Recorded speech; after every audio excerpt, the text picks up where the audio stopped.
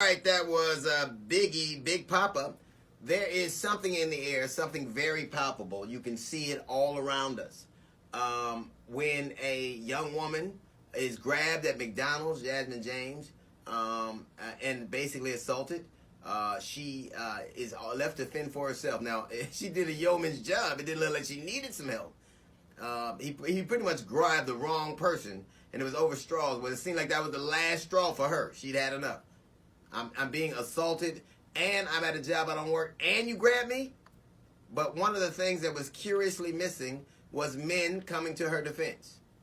Another incident in Kansas, I believe, a young black woman is with her mother, and with her son, and a grown man starts kicking the little boy. Nobody comes to her aid. What is going on is that a lot of people feel like our women, when I'm speaking specifically about women of color, are not as valuable. There's no skin in the game. We have rule after law after law after law in place to make white women feel protected. Do something wrong to one of them. You see how much time you do. It is ingrained in us. This is off limits. Do not do anything disrespectful to her, or there will be hell to pay. That same level of protection is not afforded a black woman. How is it, even though Jasmine James was putting it to that cat, she shouldn't have had to? And I've said this ad nauseum. The only reason men exist is to provide for and to protect their women and children, and our women are not protected or valued like they should be. This is not just about telling jokes. This is not about saying a slick comic. This is about when someone is in peril, someone's in physical jeopardy. Somebody is literally, potentially fighting for their safety and sometimes even their lives. We have to show society that they are valuable to us. In other words, and I'm not talking about just in words, your responsibility is to see something and not say something, but to do something. That woman or no woman, none of our sisters should have to defend themselves like that.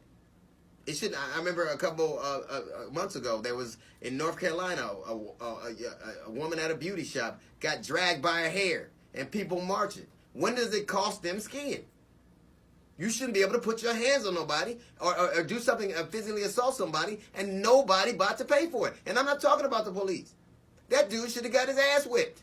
That's the thing. You put your hands on a woman, and one of our women, do that to one of them, and see doesn't something happen to you.